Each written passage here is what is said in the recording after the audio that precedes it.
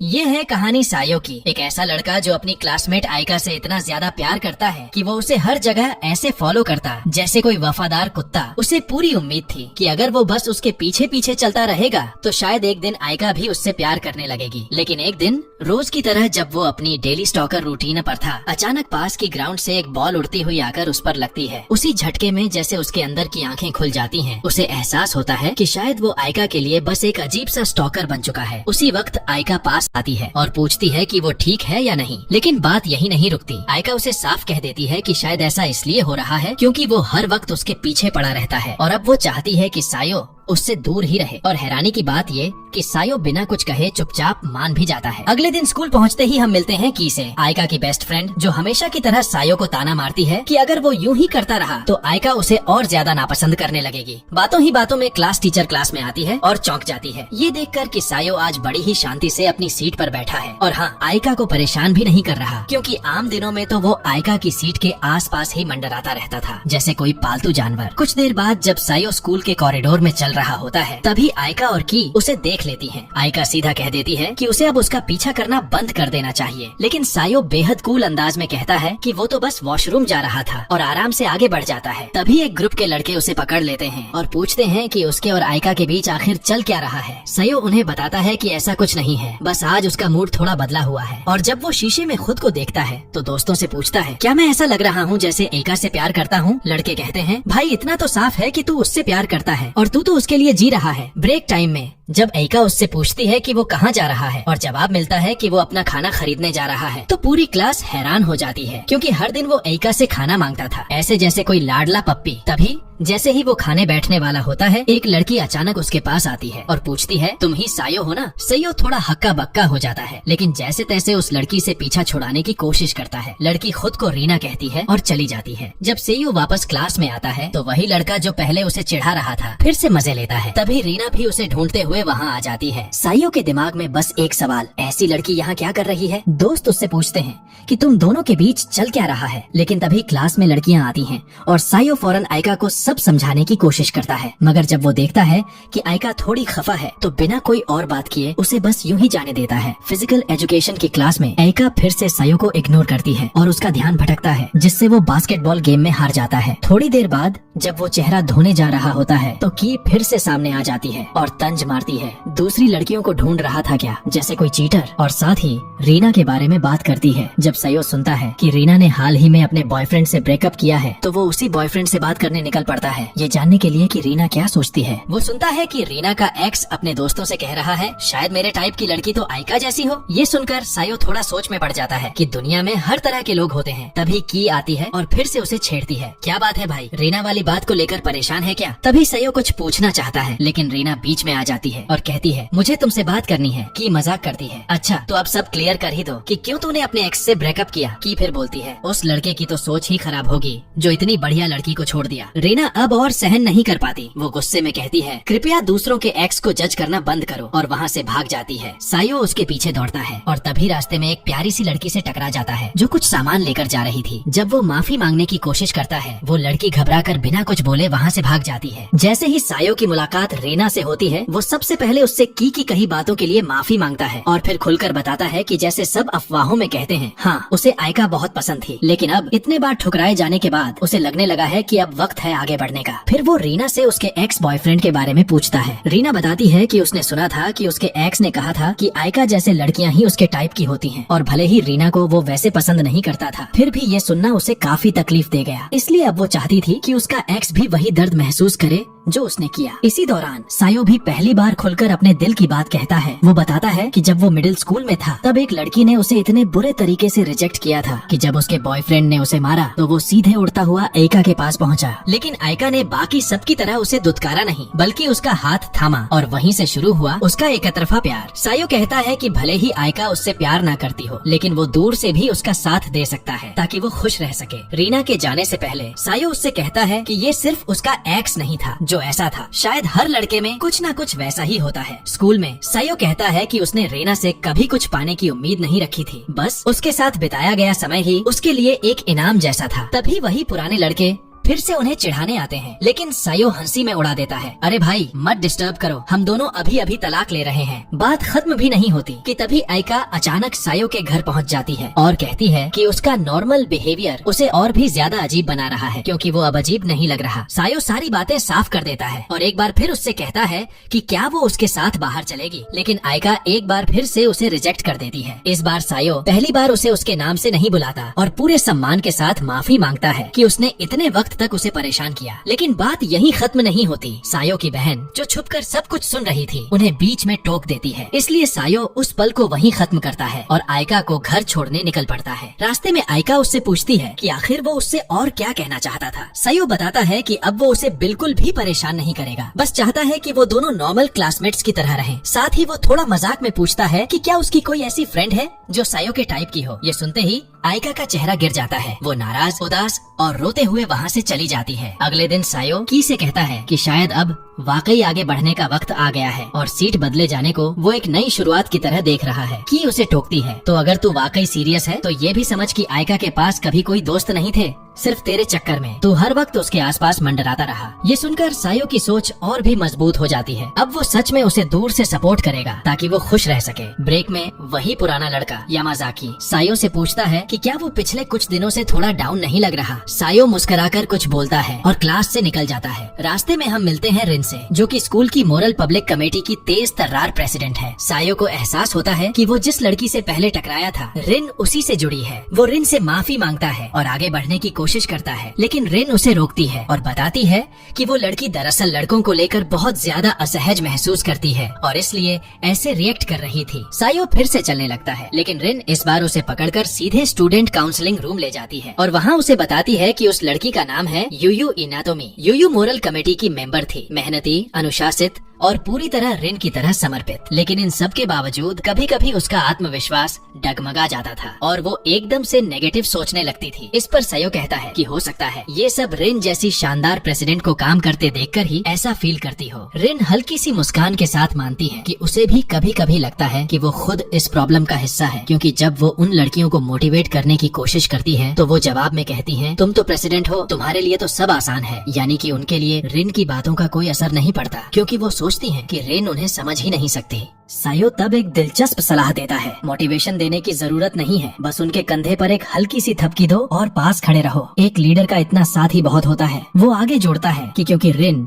उनके लिए एक बहुत बड़ी और रिस्पेक्टेड फिगर है, इसलिए सिर्फ उसकी मौन सपोर्ट से भी उनका आत्मविश्वास वापस आ सकता है। जैसे ही वो वहाँ से जाने वाला होता है, रिन उससे उसका नाम पूछती है, लेकिन सायो जो अब उस बातचीत से बचना चाहता है झूठ बोलता है, मेरा नाम यामाजाकी है। अगले दिन सायो अपनी बहन के साथ कुछ सामान स्टूडेंट काउंसिल के रूम तक पहुंचाने में मदद कर रहा होता है। तभी कैडे, स्टूडेंट काउंसिल की वाइस प्रेसिडेंट, देखती है कि आयका एक बार फिर अकेली जा रही है। वो सायो से कहती है, जाओ अब इस बार एक ढंग की बातचीत कर लो। दोनों जब मिलते हैं तो माहौल इतना टेंशन से भरा होता है कि कोई कुछ नहीं कहता, बस चुपचाप साथ चलते हैं। स्कूल तक पहुँचते हैं। वहीं के सायो को बताती है कि मोरल कमेटी की प्रेसिडेंट रिन उसे गुस्से में ढूंढ रही है। सायो वहाँ से भागने की कोशिश करता है, लेकिन तब तक रिन खुद बाहर निकल आती है और सामने से उसका सामना करती है। वो सीधा सवाल करती है, तुमने झूठ क्यों बोला और अब ब्रेक में काउंसलिंग रूम आ जाना। जब ब्रेक टाइम आता है तो सायो वहाँ पहुँचकर सबसे पहले माफी के तौर पर कुछ खाने का सामान देता है। रिन उससे पूछती है, झूठ बोलने की जरूरत क्यों पड़ी। सायो जवाब देता है, सोचो जरा, अगर कमेटी की किसी लड़की को मेरा असली नाम पता चल जाता तो कितना झंझट होता। और वैसे भी यामाजाकी नाम देने में कोई बुराई नहीं, क्योंकि उसे एक छोटी सी बातचीत में मैं तुमसे काफी इम्प्रेस हो गया था। इतने में यूयू अपनी हिम्मत जुटाकर कहती है, शायद यामाजाकी सच में इम्प्रेस हो गया होगा क्योंकि मैं बहुत सुंदर हूँ। सब थोड़ा हंसते हैं, लेकिन रिन तब सायो को बताती है कि उसने उसे वहाँ इसलिए नहीं बुलाया था। असल में वो चाहती थी कि यूयू उस दिन की अपनी हरकत के लिए सायो से माफी मांगे। यूयू फिर सायो से दिल से माफी मांगती है और कहती है कि वो पूरी कोशिश करेगी अपने अंदर के पुरुषों को लेकर डर को दूर करने की। क्लास में लौटते वक्त सायो देखता है कि आयका अब दूसरी लड़कियों से घिरी हुई है और जब की उससे पूछती है कि क्या वो उनके साथ बैठेगा तो वो मना कर देता है। मन ही मन सोचता है, शायद असल वजह यही थी कि आयका के कभी दोस्त नहीं बन पाए। मैं ही तो था जो उसकी दुनिया को सीमित कर रहा था। उसी वक्त वाइस प्रेसिडेंट केडे उसे स्टूडेंट काउंसिल रूम में बुलाती है और बिना समय गंवाए उस पर इल्जाम लगाती है कि उसने अपने डॉक्यूमेंट्स फर्जी बनाकर स्कूल में किसी काम के लिए अप्लाई किया है। सजा के तौर पर उसे एडमिन वर्क में लगा दिया जाता है। दूसरी तरफ यूयू रिन से कहती है, जब मैंने सायो से माफी मांगी तो ऐसा लगा जैसे उसकी आंखों में कुछ था, जैसे वो मुझसे कुछ कहना चाहता सकता हो पर कह नहीं पाया। रिन को सायो की दी हुई सलाह याद आती है और वो भी बस यूयू के कंधे पर एक हल्की सी थपकी देती है बिना कोई बड़ा भाषण दिए। अगले दिन आयका की नई फ्रेंड्स उससे पूछती हैं, क्या हम आज तुम्हारे घर आ सकते हैं? तुम्हारी छोटी बहन तो बहुत ही प्यारी है। प्लान तय हो जाता है और तभी के सायो से पूछती है, तू भी चलेगा ना? सायो की नजरें सीधा आयका की तरफ जाती हैं, उसकी इजाजत का इंतजार करते हुए। लेकिन सायो को आयका से जो जवाब मिलता है वो सीधा और सख्त होता है। वो कहती है कि अपनी छोटी बहन के पास वो किसी ऐसे लड़के को भटकने भी नहीं देगी। स्कूल से लौटते वक्त जब सायो घर की ओर जा रहा होता है, आयका अचानक उसके पास आती है और पूछती है कि क्या वो सच में उनके घर नहीं आने वाला। लेकिन उससे पहले कि सायो कुछ जवाब देता, रिन आ जाती है। उससे कुछ पर्सनल बात करनी होती है। आयका कुछ नहीं कहती और चुपचाप सायो को रिन के साथ जाने देती है। रिन बिना घुमा फिराए सायो से पूछती है कि यूयू की माफी के बारे में उसका असली विचार क्या है। सायो साफ साफ कहता है कि उसे लगा यूयू की माफी सिर्फ एक बहाना थी ताकि वो ये कह सके कि अब वो लड़कों के सामने अपनी असहजता को दूर करने की कोशिश करेगी। और ये सब बस इसलिए मुमकिन हुआ क्योंकि वो रिन जैसी किसी इंसान के सामने खड़ी थी जो उसके लिए एक प्रेरणा थी। कुछ दिन बाद की सायो से पूछती है कि आयका से उसने अब तक एक भी शब्द क्यों नहीं कहा। सायो जवाब देता है कि उसे लगता है अगर उसने आयका से अभी बात की तो शायद वो उसके नए फ्रेंड सर्कल के साथ जो छोटी सी प्रगति कर रही है वो सब फिर से बर्बाद हो जाएगा। तभी हम मिलते हैं ससाकी से। वो फुल ऑन स्कूल का handsome football club member type लड़का है। वो सायो को आयका की छोटी बहन की कुछ तस्वीरें दिखाता है जो उसने उनके घर के बाहर क्लिक की थी। फिर वो खुद की बहन को भेज देता है क्योंकि ससाकी की बहन को ओनी-चैन सिंड्रोम वाला भाई भाई क्रश होता है। ब्रेक टाइम में सायो अकेला खाना खा रहा होता है जब यामाजाकी उसे अपने फ्रेंड ग्रुप में खाने के लिए बुलाता है। सब साथ बैठकर खाते हैं और लड़कियां उससे मजाक में पूछती हैं कि इतने टाइम आयका के आसपास रहने के बाद क्या उसके साथ कुछ सीरियस हुआ। फिर वो पूछती हैं कि जब रीना उससे इंटरेस्टेड थी तब क्या कुछ हुआ था उनके बीच। सायो कुछ जवाब देता इससे पहले ही आयका गुस्से में वहाँ पहुँचती है और उसे खींचकर एक अलग जगह ले जाती है। सायो कंफ्यूज होता है, उसे समझ नहीं आता कि आयका इतनी नाराज क्यों है। तभी आयका उससे सवाल करती है कि वो ऐसी लड़कियों से क्यों बात कर रहा था। कुछ पल के लिए उसकी आंखों में जलन और परवाह की झलक दिखती है लेकिन फिर बिना कुछ कहे वो वहाँ से चली जाती है। थोड़ी देर बाद सायो की के साथ बात कर रहा होता है जब अचानक स्टूडेंट काउंसिल का प्रेसिडेंट हयातो वहाँ पहुँचता है और उसे एक प्राइवेट बातचीत के लिए ले जाता है। हयातो कहता है कि इन दिनों कैडे काफी उलझन में है क्योंकि सायो में जो अचानक बदलाव आया है वो उसे बेचैन कर रहा है। कैडे को लगता है कि कहीं न कहीं वो खुद जिम्मेदार है क्योंकि शायद उसकी कही कुछ बातें ही थी जिनकी वजह से उसका छोटा भाई अपनी युवाओं की बहार छोड़कर एकदम बदल गया। सायो उसकी बातों को समझता है और हयातो के साथ उस जगह पर जाता है जहाँ उसकी बहन उसका इंतजार कर रही होती है। वहाँ पहुँचकर सायो अकेले अपनी बहन से बात करता है। वो कहता है कि उसे अपने फीलिंग्स बताने में डरने की जरूरत नहीं है क्योंकि जो बदलाव उसके अंदर आए हैं वो उसने खुद चुने हैं। कैडे जवाब देती है कि उसे लगता है उसकी वजह से ही सायो ने उस लड़की के लिए उम्मीद छोड़ दी जिससे वो प्यार करता था। लेकिन सायो मुस्कुराता है और कहता है कि अब बस बहुत हो चुका क्योंकि उसने कभी अपनी बहन को किसी प्यारी और सौम्य बड़ी बहन की तरह देखा ही नहीं, तो उसके लिए ये जरूरी नहीं कि वो अब बदलने की कोशिश करे। भाई बहन की ट्यूनिंग कभी कभी ऐसी ही होती है। जैसे ही वो दोनों ये बातचीत कर रहे होते हैं आयका अचानक गुस्से में वहाँ आ जाती है और सायो से कहती है कि वो अपनी बहन से ऐसे बात करने के लिए माफी मांगे। सायो फिर सीधा पूछ लेता है, क्या तुम सच में इतना लंबा रास्ता सिर्फ इसलिए तय करके यहाँ तक आई हो क्योंकि तुम मेरी फिक्र कर रही थी? आयका कुछ नहीं बोलती लेकिन उसके चेहरे पर सब कुछ साफ झलक रहा होता है। वो चुपचाप पीछे मुड़ती है और बिना कुछ कहे वहाँ से चली जाती है। अगले दिन की कहती है कि शायद वो पिछले कुछ दिनों में सायो के साथ थोड़ा ज्यादा कठोर हो गई थी। आयका थोड़ी झिझक के साथ उसके सामने माफी मांगती है और कहती है कि उसे थोड़ा अजीब लग रहा था कि उसकी छोटी बहन सायो के साथ इतनी जल्दी घुल मिल गई थी। पिछले कुछ दिनों से सायो के बदले बर्ताव के बाद जब वही दोस्त फिर से आयका के घर आते हैं तो की कहती है कि आयका पिछले कुछ वक्त से कुछ उदास सी लग रही है। ऐसा लगने लगा था कि जब से सायो ने उसका पीछा करना बंद किया है आयका में कोई खालीपन सा आ गया है। आयका खुद नहीं समझ पा रही थी कि वो क्यों परेशान है लेकिन की बड़ी साफ गोई से कहती है, शायद दिल के किसी कोने में सायो तेरे लिए वाकई में मायने रखता था। वो आगे कहती है कि शायद अब वक्त है कि आयका भी थोड़ा सा कदम आगे बढ़ाए और सायो के लिए अपनी तरफ से कुछ करे। उधर कैडे सायो से कहती है कि उसे अब अपना हेयर कट करवा लेना चाहिए क्योंकि अब उसका लुक थोड़ा बिखरा बिखरा सा लग रहा है। सायो हंसते हुए जवाब देता है, पहले मैं हर काम इसलिए करता था ताकि आयका को इम्प्रेस कर सकूं और जब अब वो जिम्मेदारी नहीं रही तो बाल कटवाना भी भूल गया। क्लास खत्म होने के बाद आयका थोड़ी झिझक के साथ सायो से दोबारा कनेक्ट करने की कोशिश करती है लेकिन सायो उसकी कोशिश को समझ नहीं पाता और सीधा अपने टिफिन के साथ अकेले खाने निकल पड़ता है। लेकिन तभी रिन आती है और कहती है, चलो हमारे साथ खाना खाओ। यूयू चाहती है कि तुम भी उसके साथ बैठो। वहाँ हमें आया से मिलवाया जाता है, यूयू की बचपन की दोस्त जो सायो की यूयू से नजदीकी को लेकर देखकर थोड़ी असहज होती है। खाने के बाद रिन सायो से पूछती है कि उसे यूयू के अंदर आया ये चेंज कैसा लग रहा है। सायो उसकी बजाय आया के बारे में पूछता है। रिन बताती है कि आया कुछ यूयू के लिए एक मम्मी मुर्गी टाइप की प्रोटेक्टिव फ्रेंड है। वो उससे बहुत प्यार करती है और उसके लिए बहुत पजेसिव है। रिन आगे कहती है कि सायो जैसा सोच रहा है वैसा आया बिल्कुल नहीं है, बल्कि उसने कभी सायो को बुरा नहीं समझा, क्योंकि वो जानती है कि सायो ने ही यूयू को उस डर से बाहर निकलने में मदद की है जो वो लड़कों को लेकर महसूस करती थी। रिन कहती है कि सायो ने सिर्फ यूयू की मदद नहीं की,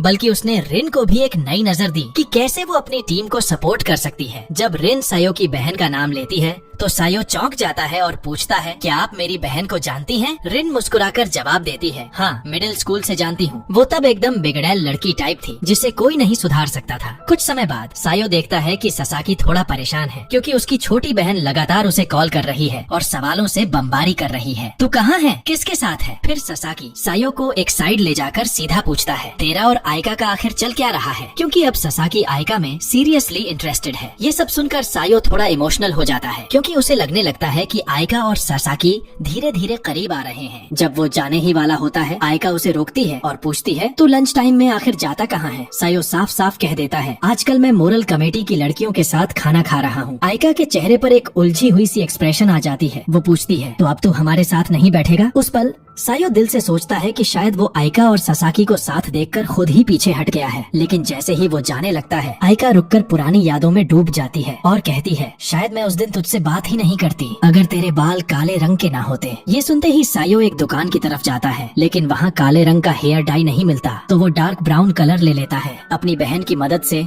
वो रातों रात अपने बाल फिर से रंग लेता है, जैसे पुराने सायो की एक झलक वापस आ रही हो। अगले दिन वो देखता है कि उसके एग्जाम रैंकिंग में भारी गिरावट आई है। वो अब पहले जैसा टॉपर नहीं रहा। शायद वजह ये है कि अब वो पहले की तरह आयका के पीछे नहीं भाग रहा, इसलिए मोटिवेशन भी कम हो गया है। जब वो ओवरऑल टॉपर्स की लिस्ट देखता है तो चौंक जाता है। आयका अब टॉप 3 में है। तभी उसे एहसास होता है कि शायद वही वजह था कि आयका पहले कभी ऊपर नहीं जा पाई, क्योंकि पहले उसकी रैंक 27 थी और उसकी खुद की 32, लेकिन अब वो पेस्टीटवे नंबर तक गिर चुका है और आयका आसमान की ओर बढ़ चुकी है। कुछ दिन बाद आयका की फ्रेंड्स फिर से कहती हैं कि वो उसके घर आना चाहती हैं, क्योंकि उसकी छोटी बहन इतनी क्यूट है। इसी दौरान ससाकी मजाक में पूछता है, इस बार सायो को बुलाया जाएगा या नहीं? पिछले कुछ दिनों में आयका और सायो के बीच एक अजीब सी दूरी आ गई थी। जो पहले हर पल आयका के आसपास मंडराता रहता था, अब वही लड़का जैसे खुद में सिमट गया था। लंच के बाद सायो देखता है कि कुछ लड़कियां क्लासरूम के बाहर आयका के बारे में बात कर रही थी। जब उसने उनसे बात करने की कोशिश की तो एक लड़की डर के मारे चीख मार देती है। सायो इस पर मजाक करता है और वो लड़कियां शर्मिंदा होकर वहाँ से चली जाती हैं। दूसरी तरफ जब आयका और सायो स्कूल की ओर जा रहे होते हैं और बारिश शुरू हो जाती है तो चलते चलते अचानक दोनों एक दूसरे से टकरा जाते हैं। तभी सायो देखता है कि एक गाड़ी तेजी से उनके पास से गुजरने वाली है, जिससे आयका पूरी तरह भीग सकती थी। बिना सोचे समझे सायो आगे बढ़कर आयका को ढक लेता है और खुद पूरी तरह भीग जाता है। स्कूल पहुंचने पर सायो अपनी सीट पर ही बेहोश हो जाता है। तेज बुखार ने उसे जकड़ लिया था। होश आने पर टीचर उससे पूछती है कि क्या हुआ, लेकिन जब वो नर्स रूम की ओर जा रहा होता है उसकी तबीयत और बिगड़ जाती है और उसे एक याद घेर लेती है। मिडिल स्कूल का एक सीन जब वो जिंदगी को बिल्कुल अलग नजरिए से देखता था। उसी दौर में जब एक दिन उसका लंच गिर गया था, तब उसने उस लड़की को देखा था जिससे वो आने वाले कई सालों तक प्यार करता रहेगा। नर्स रूम में नर्स लड़कियों से कहती है कि सायो की हालत ज्यादा बिगड़ गई है, क्योंकि उसकी मानसिक स्थिति भी ठीक नहीं है। क्लास में रिन अचानक सायो को ढूंढती हुई आती है। जब उसे पता चलता है कि वो बीमार है तो की कहती है कि वो सायो की बहन को बताएगी और दोनों मिलकर उसे देखने जाएंगी। जब दोनों उसे देखने आती हैं तो देखती हैं कि सायो बिस्तर पर बेसुध सा पड़ा है। सायो माफी मांगता है कि उसकी वजह से सबको परेशानी हो रही है। जब आयका उसकी तबीयत चेक करने के लिए उसके माथे को छूना चाहती है तो वो मना कर देता है। वो कहता है, मैं नहीं चाहता कि तुम बीमार हो जाओ, इसलिए मत छूना। लेकिन जब उसकी बहन और रिन वहाँ आती हैं, तो वो बिना किसी झिझक के उन्हें पास आने और उसका माथा छूने देता है। कुछ दिन बाद पहले दिखी ब्लॉन्ड लड़की फिर से सायो से बात करती है। जब वो आयका को देखती है तो सीधा उसके पास जाती है और एक बात रखने की कोशिश करती है। वहीं वो अपना नाम बताती है, क्लॉडीन, और कहती है कि वो स्टूडेंट काउंसिल प्रेसिडेंट बनने की कैंडिडेट है और आयका से उसे सपोर्ट करने को कहती है। सायो बिना झिझक उससे पूछता है, तुम चाहती हो कि आयका बस तुम्हारी प्रचार प्रसार वाली पोस्टर गर्ल बन जाए? फिर वह कहता है कि ये बहुत ही घटिया आइडिया है, क्योंकि आयका उससे कहीं ज्यादा सुंदर है और अगर लोग सोचने लगे कि असली कैंडिडेट आयका है लेकिन असल में तुम हो, तो वोटर्स बहुत ज्यादा निराश हो सकते हैं। ये सुनते ही क्लॉडीन क्लॉडीन गुस्से से तिलमिला उठती है और आइका पर ही भड़क जाती है। फिर वहाँ बनती भीड़ के सामने कहती है कि वो फिलहाल के लिए वहाँ से जा रही है। इसके बाद जब सायो दोपहर का खाना ढूंढ रहा होता है तो यूयू उसे बुलाती है कि आकर उसके साथ खाए। रिन भी कहती है कि उसे उनके साथ बैठना चाहिए क्योंकि अब तक वो एक भी लड़का फर्स्ट या सेकंड ईयर से अपने ग्रुप में नहीं जोड़ पाई है। खाना खाते वक्त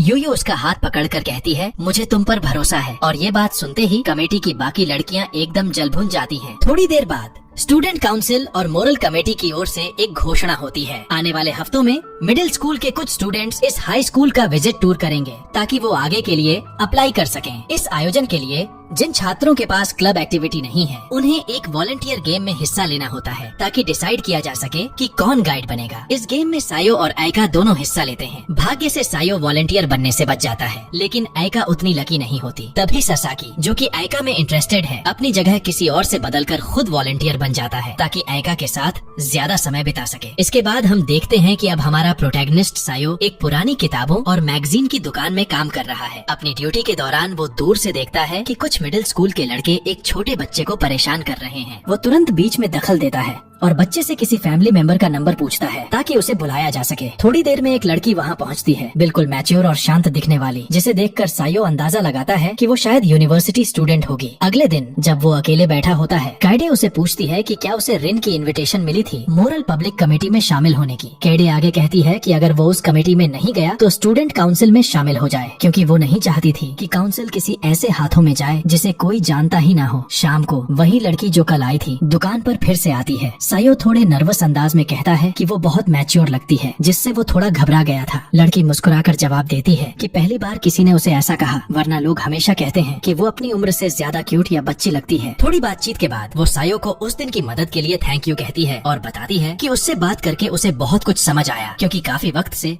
उसने किसी लड़के से ढंग से बात नहीं की थी। फिर जाते जाते वो सायो को एक छोटा सा गिफ्ट देती है और पूछती है कि क्या वो फिर से इस दुकान पर आ सकती है। कुछ दिन बाद वही लड़की फ्यूका फिर से दुकान पर आती है और दोनों थोड़ी देर तक बातें करते हैं। सायो उसके पहने हुए हैंडमेड एक्सेसरी की तारीफ करता है, जिस पर फ्यूका बताती है कि ये उसने अपने पापा के साथ समुद्र किनारे एक छोटी दुकान से खुद बनाया था। जब सायो उस जगह का जिक्र सुनता है तो उसके दिमाग में चलता है कि इस साल आइका के लिए भी ऐसा कुछ देना चाहिए या नहीं, या शायद अपने उस एकतरफा प्यार के लिए आखिरी बार कुछ खास कर लेना चाहिए। लेकिन तभी फ्यूका के चेहरे की खुशी देखकर उसे एहसास होता है कि वो खुद उस जगह को लेकर कितनी एक्साइटेड है। इसलिए वो उससे पूछता है, क्या तुम मेरे साथ चलना चाहोगी? जैसे ही वे मेट्रो स्टेशन पहुंचते हैं, सायो देखता है कि फ्यूका थोड़ी अनकंफर्टेबल लग रही है। वो पूछता है, सब ठीक है? फ्यूका धीरे से कहती है कि इस तरह के कपड़े पहनकर बाहर निकलना उसे अजीब लग रहा है, क्योंकि वो आमतौर पर अपनी मिडिल स्कूल की यूनिफॉर्म ही पहनती थी। सायो हैरानी से पूछता है, तुम्हारे दोस्त कुछ नहीं कहते? फ्यूका मुस्कुराकर जवाब देती है कि कहते तो हैं, लेकिन वो उन कपड़ों से बहुत जुड़ी हुई है, इसीलिए उन्हें छोड़ना आसान नहीं है। वहीं दूसरी ओर आइका की फ्रेंड्स आइका की छोटी बहन के साथ बीच पर जाने की प्लानिंग करती हैं और रास्ते में सायो के घर से गुजरती हैं। की उसे साथ चलने का न्योता देती है, लेकिन वो मना कर देता है क्योंकि इस वक्त वो पहले से ही फ्यूका के साथ बीच पर है। वहीं सायो के मन में सवाल आता है, यूनिवर्सिटी में डेट्स कैसी होती होंगी? कुछ देर सोचने के बाद वो फ्यूका से पूछता है कि वो अक्सर बीच पर आती है क्या? फ्यूका बताती है कि हाँ, वो हर साल अपनी फैमिली के साथ आती है, हालांकि ज्यादा बार नहीं, क्योंकि उसके स्विम सूट ज्यादा दिन नहीं टिकते। इसके बाद दोनों उस दुकान पर जाते हैं जहाँ फ्यूका अपने पापा के साथ पहले आ चुकी थी। वहाँ की दुकान की मालकिन फ्यूका को तुरंत पहचान लेती है और कहती है कि उसका मैच्योर बिहेवियर उसे सबसे अलग बनाता है। जब दोनों बताते हैं कि वो सिर्फ दोस्त हैं, तो दुकान वाली उन्हें एक टूर देती है जिसमें वो बताते हैं कि कैसे वो अपने खुद के हैंडमेड एक्सेसरीज बना सकते हैं। इस दौरान सायो सोच में डूब जाता है कि अगर ये गिफ्ट आइका के लिए होगा तो वो कुछ ऐसा बनाए जो उसके लिए बिल्कुल परफेक्ट हो। सायो जब उस दुकान में खुद को एक अच्छा तोहफा चुनने की कोशिश में डूबा होता है तो दुकान की मालकिन उसकी सोच में डूबती निगाहों को पढ़ लेती है और कुछ बढ़िया आइडियाज देती है। तभी फ्यूका उससे पूछती है, क्या वो लड़की तुम्हारी गर्लफ्रेंड है जिसे तुम ये एक्सेसरी देना चाहते हो? सायो थोड़ा मुस्कुराते हुए कहता है, नहीं। इस पर फ्यूका फिर पूछती है, तो फिर ऐसी लड़की को इतना खास तोहफा क्यों दे रहे हो जो तुम्हारी गर्लफ्रेंड भी नहीं है? सायो बिना हिचक कहता है कि भले ही अब वो उसका प्यार न हो, लेकिन ऐसा नहीं है कि वो फीलिंग्स एक ही दिन में खत्म हो गई हो। और फिर उसका आइका से प्यार बेकार भी नहीं था, क्योंकि उसी की वजह से वो अपनी लाइफ में थोड़ा बहुत बेहतर इंसान बन पाया। ये सुनकर फ्यूका हल्की सी मुस्कान छोड़ती है और कहती है, शायद ही कोई इंसान ऐसा होगा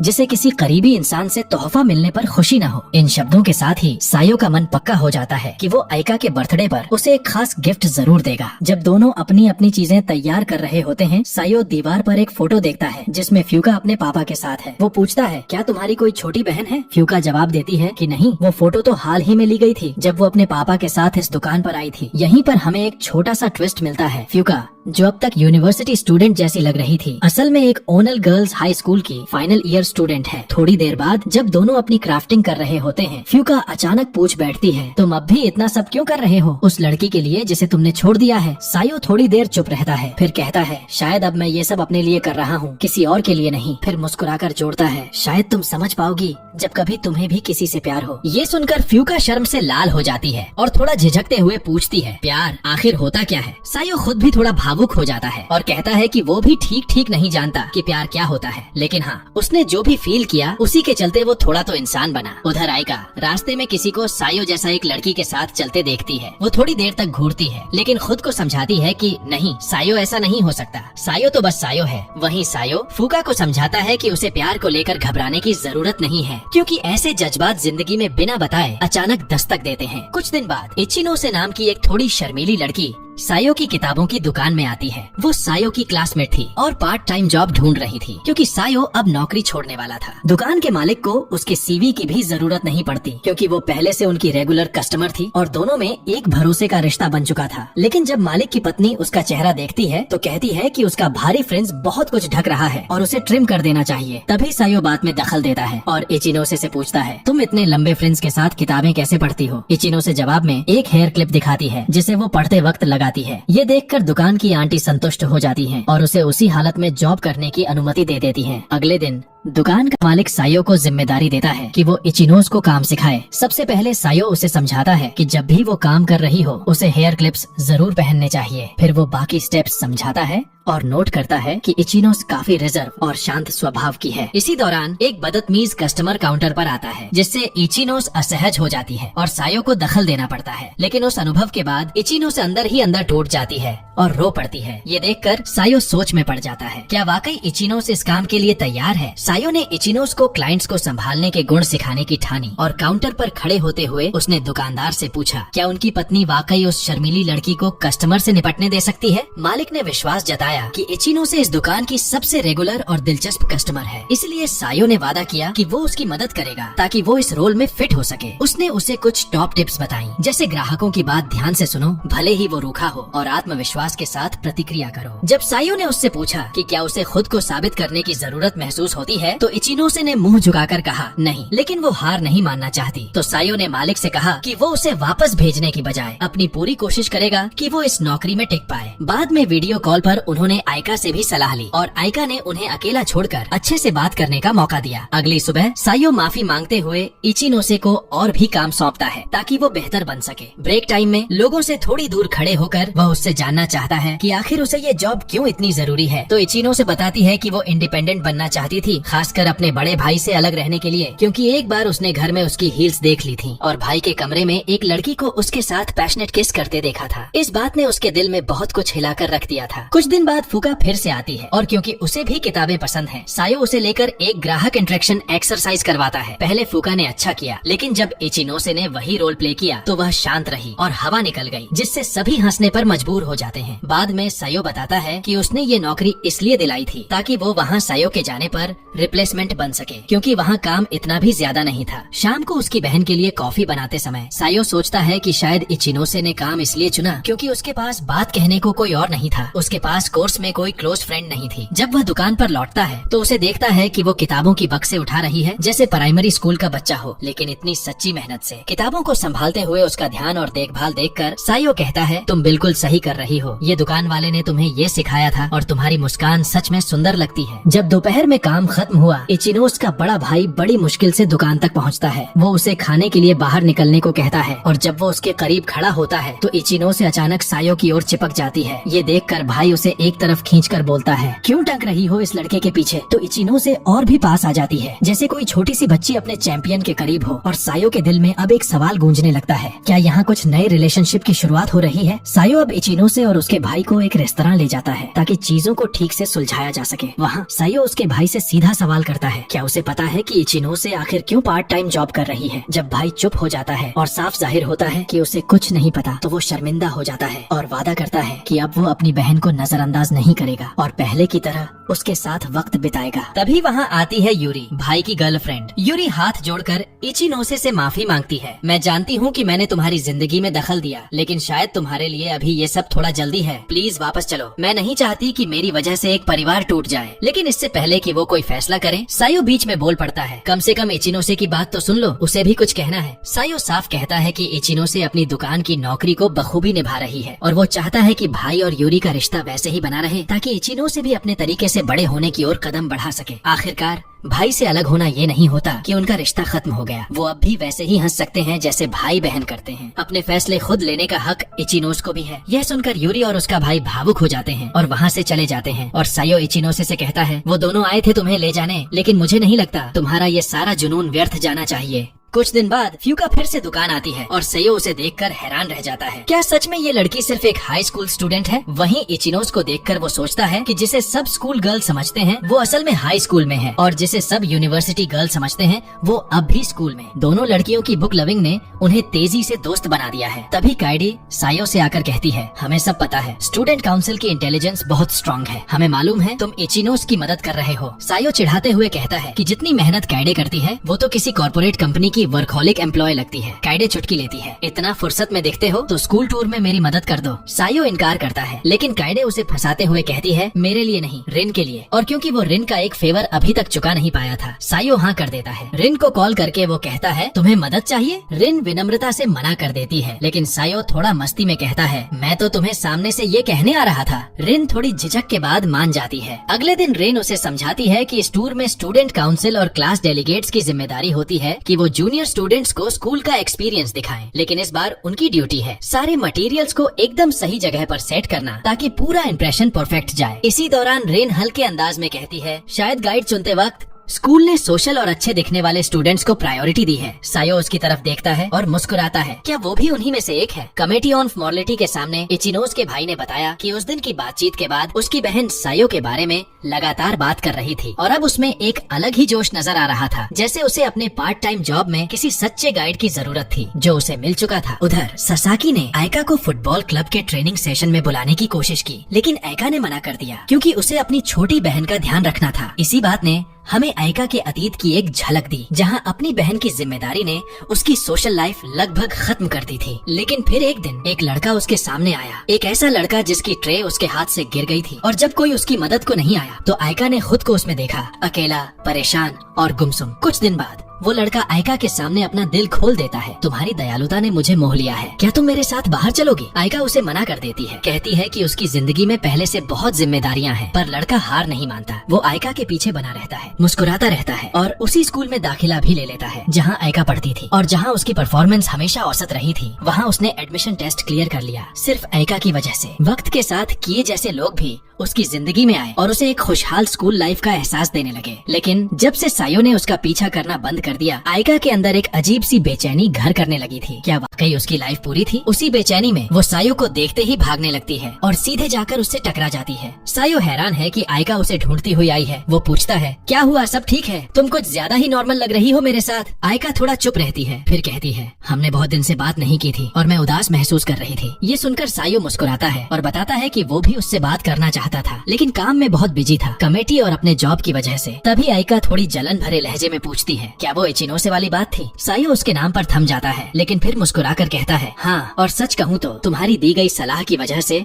मैं उसे बेहतर तरीके से हैंडल कर पाया। आयका कुछ और नहीं कहती, लेकिन सायो अब बात को बदलने की कोशिश करता है। तुम इन दिनों क्या कर रही थी? लेकिन तभी की बीच में आकर इस रोमांटिक माहौल को तोड़ देती है। फिर सायो बताता है कि वो रिन की रिक्वेस्ट पर कमेटी का हेल्पिंग हैंड बना हुआ है और फिर कहता है कि स्कूल ने अट्रैक्टिव स्टूडेंट्स को इसलिए चुना है ताकि ज्यादा से ज्यादा जूनियर्स एडमिशन लें। तभी की थोड़े मजाकिया टोन में सायो से पूछती है, तू तो इचिनोसे को भी हेल्प कर रहा है, कहीं दिल लगा तो नहीं बैठा? सायो थोड़ा झेंपता है और बातचीत वहीं खत्म होती है, लेकिन आयका धीरे से कहती है, मिलेंगे एक बार जब ये सारे गाइड्स खत्म हो जाएं। कुछ दिन बाद स्कूल के सीनियर मेंबर्स का मोटिवेशनल भाषण होता है और हम देखते हैं कि फ्यूका, आयका और ससाकी के ग्रुप के साथ टूर पर है। उसी वक्त आयका की नजर पड़ती है। एक और ग्रुप में कुछ लड़के रीना को तंग कर रहे थे, उसे जबरदस्ती प्रपोज करने की कोशिश कर रहे थे। बिना वक्त गंवाए आयका वहाँ पहुँचती है और उन लड़कों को एक ठंडी फटकार और जिंदगी की हकीकत का एक जोरदार तमाचा देती है। जैसे ही स्कूल टूर खत्म होता है, वो लड़के जो रीना को परेशान कर रहे थे अपने बर्ताव पर शर्मिंदा होते हैं और आयका से माफी मांगते हैं, ये वादा करते हुए कि अब दोबारा ऐसा नहीं होगा, क्योंकि वो सच में उस स्कूल में एडमिशन लेना चाहते थे। टूर खत्म होने से पहले फ्यूका दूर से सायो को देख लेती है और दौड़ती हुई उसके पास आती है। उसके साथ आई लड़कियाँ पूछती है, क्या यही वो फेमस सायो है जिसने फ्यूका जैसी भोली और उलझी लड़की को जिंदगी का सही मतलब समझाया? तभी फ्यूका सबको चिढ़ाने के लिए कहती है, अब कहने का कोई फायदा नहीं, मैं और सायो तो पहले ही एक गहरा कनेक्शन बना चुके हैं, जैसे उस दिन जब हम साथ में समंदर किनारे गए थे। ये सुनते ही आयका चिढ़ जाती है और तुरंत सायो को केई के साथ खींचकर ले जाती है। फिर वो दोनों उसे फूका के बारे में घेर कर सवालों की बौछार कर देती हैं। आयका थोड़ी शर्माते हुए कहती है, अगर तुम फ्यूका के साथ टाइम बिताओगे तो हमसे भी उतना ही समय बिताना पड़ेगा। कुछ दिनों बाद सायो और इचिनोसे दुकान बंद कर रहे होते हैं क्योंकि तेज बारिश आने वाली होती है। उसी दौरान सायो देखता है कि आयका बारिश में भीगती हुई उसकी ओर आ रही है। इचिनोस को देखकर आयका उससे पूछती है, क्या तुम सच में बदल गई हो? और फिर बताती है कि वो सिर्फ उसे देखने आई है। वो पूछती है कि क्या सायो अब भी पार्ट टाइम जॉब करेगा? सायो जवाब देता है कि उसका असली प्लान है गर्मियों की छुट्टियों के बाद काम छोड़ देने का। इचिनो उसे हल्की उदासी में नजर आती है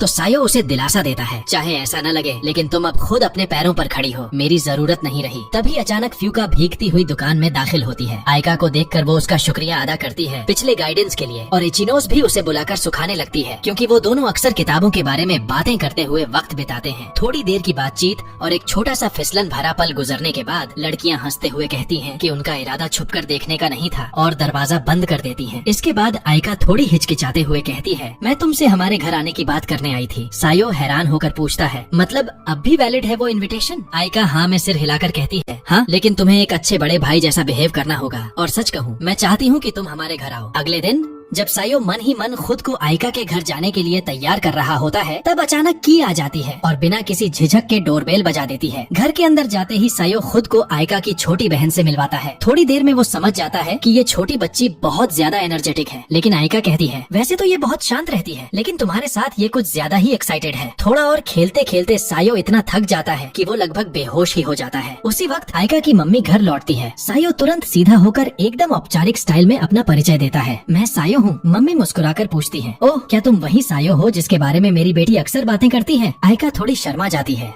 और कहती है, मम्मी, मेरे फ्रेंड सब जा रहे हैं। मम्मी दरवाजे तक आती हैं और सायो से कहती हैं, अगली बार जब मिलेंगे तो लंबी बात करेंगे। घर लौटते समय की जानबूझकर एक अलग रास्ता पकड़ लेती है ताकि आयका और सायो को अकेला वक्त मिल सके। रास्ते में आयका कहती है, पता है, अब स्कूल लाइफ कुछ ज्यादा ही मजेदार लगने लगी है, शायद इसलिए कि मैंने अब कई दोस्त बना लिए हैं। सायो थोड़ा गिल्टी महसूस करते हुए कहता है, शायद ये मेरी ही गलती है, लेकिन आयका उसे साफ करती है, नहीं, अगर तुम नहीं होते तो मैं कभी खुल नहीं पाती, ना ही लोगों से मिल पाती। घर के हालात, पैसे की टेंशन, सब ने मुझे रोक रखा था, लेकिन तुम वो वजह बने जिससे मैंने दोबारा किसी को अपनाना सीखा। हाँ, आज मेरे पास दोस्त हैं, लेकिन उसके बावजूद ऐसा लगता है जैसे कुछ अधूरा है। कोई है जिसकी कमी मैं हर वक्त महसूस करती हूँ, कोई जो हमेशा वहीं होता है जहाँ मुझे लगता है कि मैं बिलोंग करती हूँ, और वो हो तुम। तभी आसमान में बहुत सारे पटाखे फूटते हैं और तेज आवाज से घबराकर आयका सायो से लिपट जाती है। धीरे से वो पूछती है, क्या तुम दोबारा मेरा नाम नहीं लोगे? फायरवर्क्स के खत्म होने के बाद सायो चुपचाप उसकी उंगलियों की तरफ हाथ बढ़ाता है और आयका उसकी उंगलियों को थाम लेती है। फिर सायो उसका हाथ पूरी तरह पकड़ लेता है और उसे उसके घर तक छोड़ने चलता है, बस थोड़ा और वक्त साथ बिताने के लिए। और अगली सुबह जब सायो स्कूल जाने के लिए निकलता है तो देखता है कि आयका उसके इंतजार में खड़ी है, ठीक वैसे ही जैसे पहले हुआ करता था। और यहीं पर ये खूबसूरत कहानी खत्म होती है। अगर आप यहाँ तक देख चुके हैं तो शुक्रिया, मैं यहाँ और भी जबरदस्त वीडियो डाल रहा हूँ